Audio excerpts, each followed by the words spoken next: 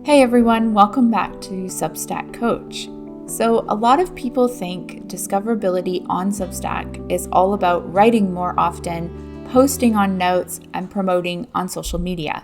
Those are important items, but before you even get there, there are a few simple settings that affect discoverability before you even publish a post. Today, I'm going to show you 3 Substack settings that influence your discoverability. So first of all is the match profile setting.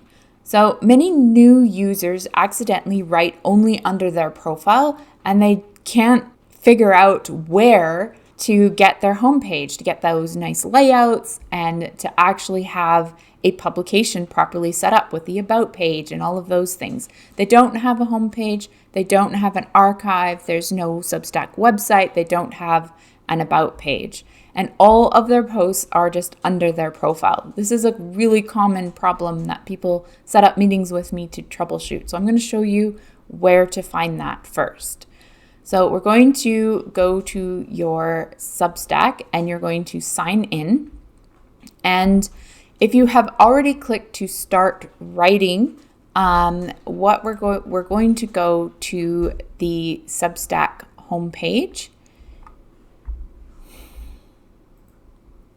Okay, so you've already got your profile and all of your posts are showing up underneath your profile and you want an actual Substack. So you're going to click on your dashboard, and once you're in your dashboard, on the left side menu, you're going to scroll down to this website editor on the left, and that will open up the full editor for how your homepage looks. When you're first getting started, this part here is not as important. You need several posts to really fill this out, and we'll talk about that in a later video.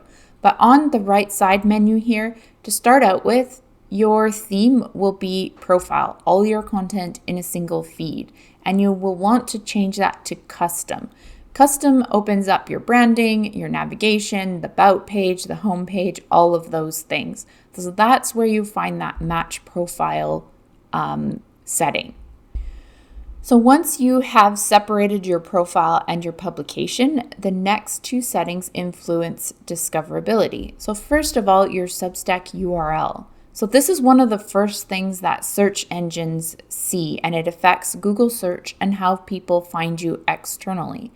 By default, once you have split your publication from your profile, your URL will probably look like your name with a string of numbers .substack.com. That's not the greatest for discoverability. You might want it to be your name, but you probably don't want the numbers. And the question you need to ask yourself is, how will people search for your Substack on Google? So will they be searching for your name? Will they be searching for your company? Or will they be searching for your topic? So this is something you want to think about ahead of time. Your publication name does not have to match your publication URL. The URL is important for Google search. The publication name is important for Substack search.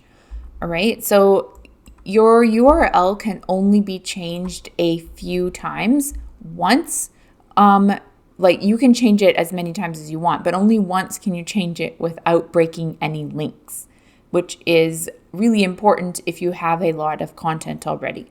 So to start with, if you're just starting out fresh, it's a good time to think about it because you don't have to use up your one time without breaking any links. So to find that, you're going to click on your dashboard and then you're going to click on settings. Once you're in your settings, you'll scroll to the very bottom of the left side menu where you will see a danger zone. So in the danger zone is where you can do all the things that are permanent and that will structurally change your Substack, such as transferring your publication ownership, deleting your publication, and changing your subdomain. So this, without breaking links, you only need to use this if you have a lot of posts up already. If you're just getting started, you haven't published anything yet, then just do the change subdomain. So I'm not going to change mine right now, but this is where you would do that. It will ask you to confirm it a couple of times, and then it will change, assuming that the URL you want is available. It's important to point out that your publication and your profile, while they are similar, they have different links. So my publication right now is adriancoach.substack.com, and my profile is substack.com/@substackcoach. So this is the link for my actual profile, and this one is for my publication. This is the one that you give out, the publication URL, when you want people to subscribe to you. This is the one that you give out if you want a friend to follow you on Substack. So they're different with different purposes. Okay, now the next thing is your post URL. So this is an SEO setting, and this is really important for Google search for each article that you write, each piece of content. So this one happens inside each post, and many people ignore it. But Substack posts do show up in Google search if you take care of the SEO part of it, which Substack gives you an SEO settings box to edit. So in the post settings, you can edit the title, the description, and the URL slug. So your post title, for example, might be 3 Substack settings that influence discoverability, but nobody's going to search for that phrase in Google. So perhaps you want a URL like how to change your Substack URL, and that would be the actual searchable item that people will look for in Google search. Or Substack settings for beginners might be another good one. So you want to use the question that people would type into Google, the main keywords for that question in your post URL. Let's take a look at where to find that.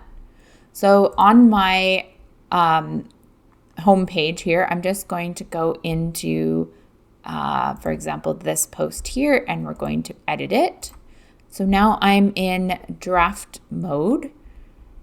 And if I click on the settings in the bottom right-hand corner, I can see at the very bottom of this page the SEO options. This is the SEO title and description. So what shows up when you rank in Google search for title and short description. And then here is the post URL. So for this one, I kept it pretty close to the actual title, Substack Setup Essentials. And that is just fine. What happens when you sometimes have a longer title for your post is Substack automatically cuts off the URL after a certain amount of characters, even though it could be longer.